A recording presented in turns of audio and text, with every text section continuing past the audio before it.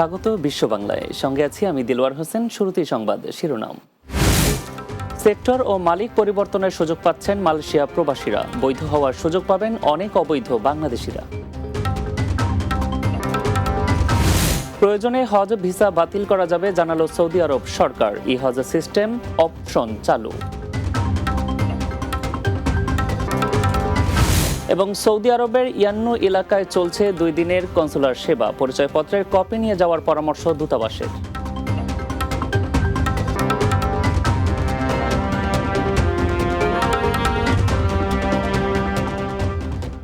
শুনছিলেন শিরোনাম, এবারে বিস্তারিত।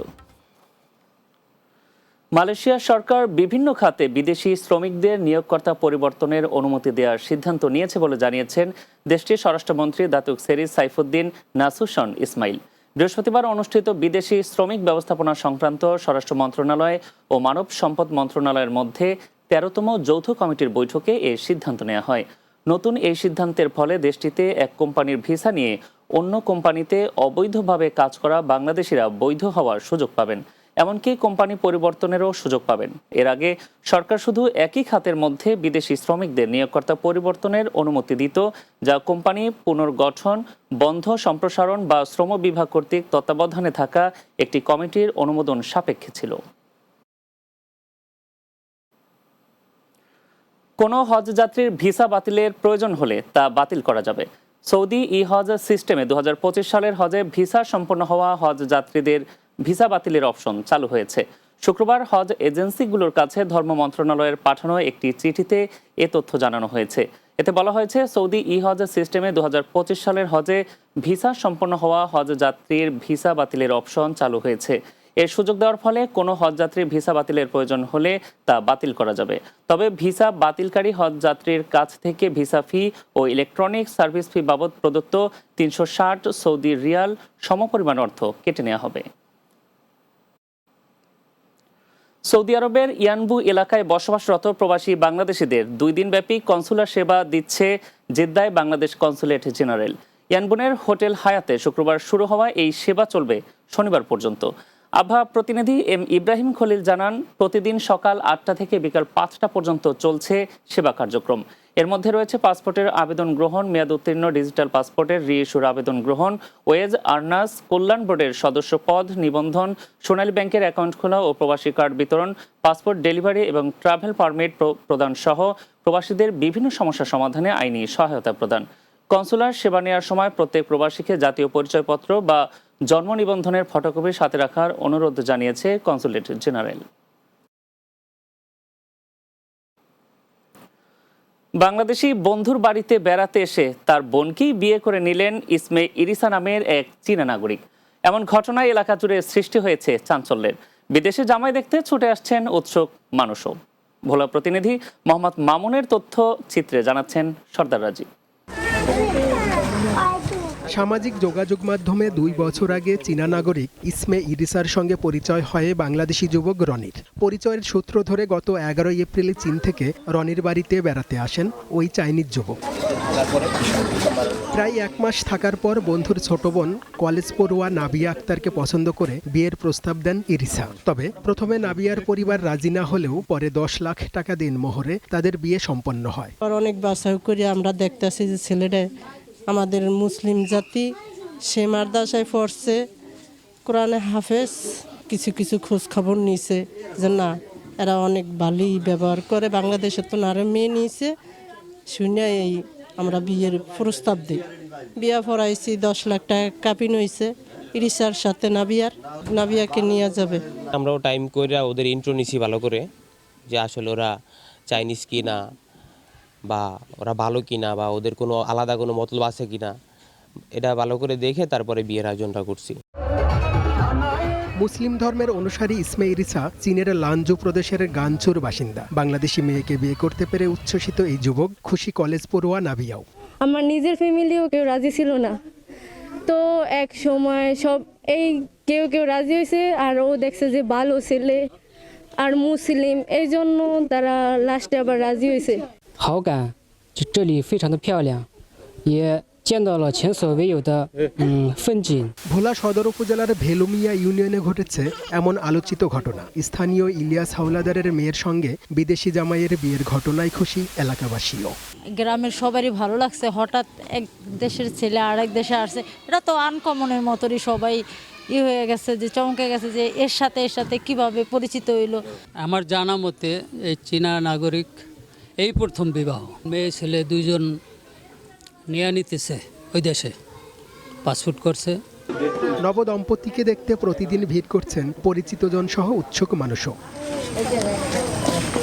সর্দার রাজীব, বাংলা টিভি নিউজ ডেস্ক। মালদ্বীপে গুরুতর অসুস্থ প্রবাসী বাংলাদেশি মোহাম্মদ আব্দুল মালেক খানকে দেশে ফেরার জন্য হাই কমিশনের পক্ষ থেকে প্লেনের টিকিট দেওয়া হয়েছে। মালদ্বীপ থেকে সোহেল রানা জানান, দেশটির বাংলাদেশের দূতাবাসের কার্যালয়ে ভারপ্রাপ্ত হাই কমিশনার মোহাম্মদ সোহেল পারভেজ তাকে টিকিট হস্তান্তর করেন। তিনি গুরুতর অসুস্থ প্রবাসী বাংলাদেশি মোহাম্মদ আব্দুল মালেক খানের শারীরিক অবস্থার খোঁজখবর নেন। মোহাম্মদ আব্দুল মালেক যক্ষা রোগে আক্রান্ত হয়ে বিগত 1 মাস ধরে মালদ্বীপের রাজধানী মালের IGM হাসপাতালে চিকিৎসাধীন ছিলেন। তবে ডাক্তারদের পরামর্শ অনুযায়ী উন্নত চিকিৎসার জন্য তাকে দেশে যাওয়া জরুরি। মোহাম্মদ আব্দুল মালেক খান রাজবাড়ী জেলার বালিকান্দি উপজেলার মাতলাখালী গ্রামের মোহাম্মদ ইয়াসিন খানের ছেলে।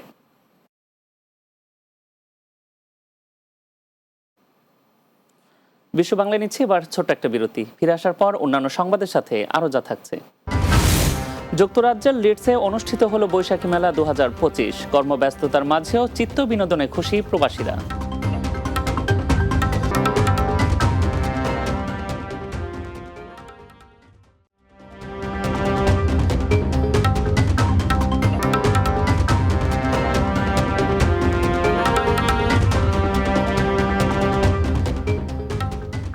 বিরতির পর আরো একবার স্বাগত বিশ্ব বাংলায়।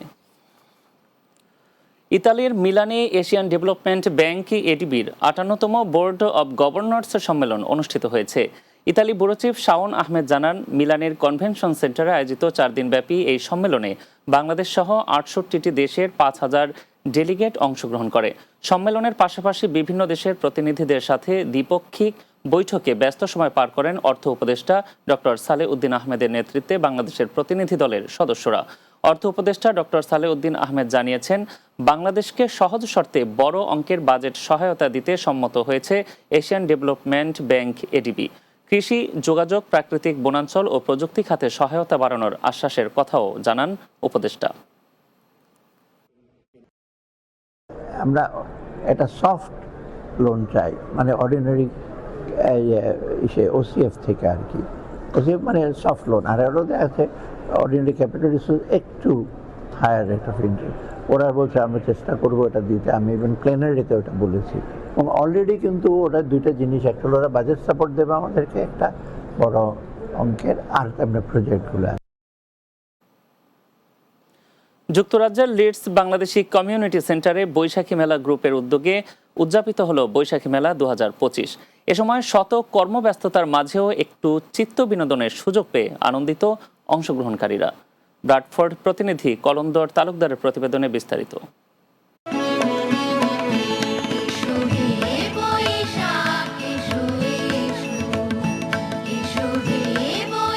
পৃথিবীর যে প্রান্তেই বাংলাদেশে থাকুক না কেন, বৈশাখ থাকবে অন্তরে, সেটাই তো স্বাভাবিক। আর তাই তো এই দিনটি পালনের লক্ষ্যে বিভিন্ন সম্প্রদায়ের লোকদের নিয়ে লিডস বৈশাখী মেলা গ্রুপের উদ্যোগে পালিত হলো এক ভিন্ন আমেজের বৈশাখী মেলা 2025। তৌফিক জামান ও হুমায়ুন ইসলামের যৌথ সঞ্চালনায় লিডস বাংলাদেশি কমিউনিটি সেন্টারের অভ্যন্তরে আয়োজিত এই মেলায় বিভিন্ন শহর থেকে আগত নানা বয়সী ও পেশার লোকদের পদচারণায় ভরে উঠেছিল মেলাস্থলটি। এতে ছিল মুখরোচক খাবার ও পণ্য সামগ্রীর রকমারি স্টল।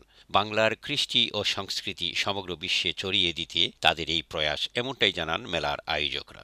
বৈশাখী মেলা কি জিনিস, বৈশাখ কি জিনিস, বাংলা যে একটা ক্যালেন্ডার আছে, আজকে এইটার মাধ্যমে গোটা পৃথিবীতে লিডসের মাধ্যমে ছড়িয়ে গেল।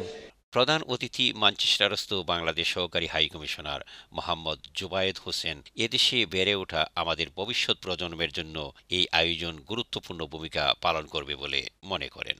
আমাদের যে পিতৃভূমি বাংলাদেশ এবং বাংলা সংস্কৃতি, এটা আমাদের মধ্যে লালন করা এবং ভবিষ্যৎ প্রজন্মের মধ্যে এই সংস্কৃতি, আমাদের এই যে অনন্য পরিচিতি, এই পরিচিতিটি ভবিষ্যৎ প্রজন্মের মধ্যে সঞ্চারিত করার জন্য আমাদের এই ধরনের আয়োজন অব্যাহত রাখা প্রয়োজন। বিশেষ অতিথি হিসেবে উপস্থিত ছিলেন লিডসের lord mayor, councillor Abigail Marshall ও কাউন্সিলর শ্যারন হ্যামিল্টন।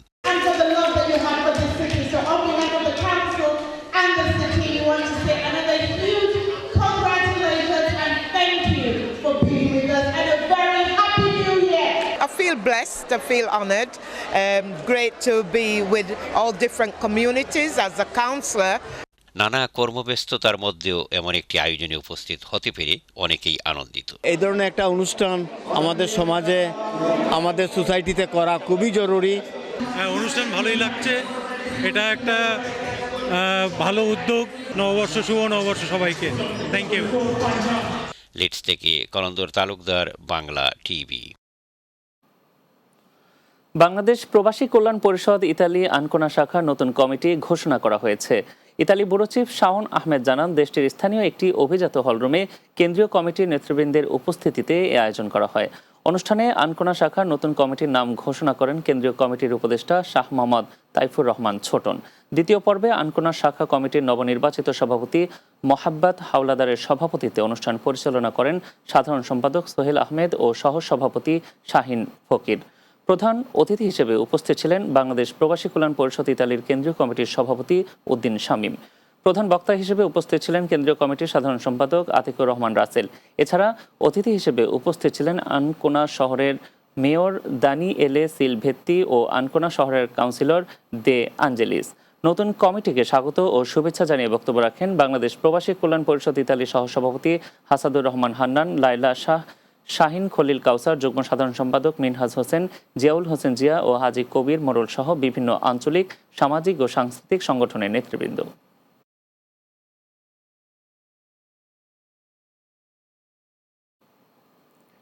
শেষ করব বিশ্ব বাংলা, তার আগে সংবাদ শিরোনামগুলো জানিয়ে দিচ্ছি আরও একবার।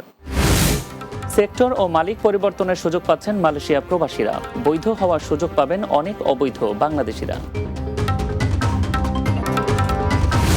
প্রয়োজনে হজ ভিসা বাতিল করা যাবে জানালো সৌদি আরব সরকার, ই হজ সিস্টেমে অপশন চালু। সৌদি আরবের ইয়ান্নু এলাকায় চলছে 2 দিনের কনসুলার সেবা, পরিচয়পত্রের কপি নিয়ে যাওয়ার পরামর্শ দূতাবাসের। এবং যুক্তরাজ্যের লিডসে অনুষ্ঠিত হলো বৈশাখী মেলা 2025, কর্মব্যস্ততার মাঝেও চিত্ত বিনোদনে খুশি প্রবাসীরা।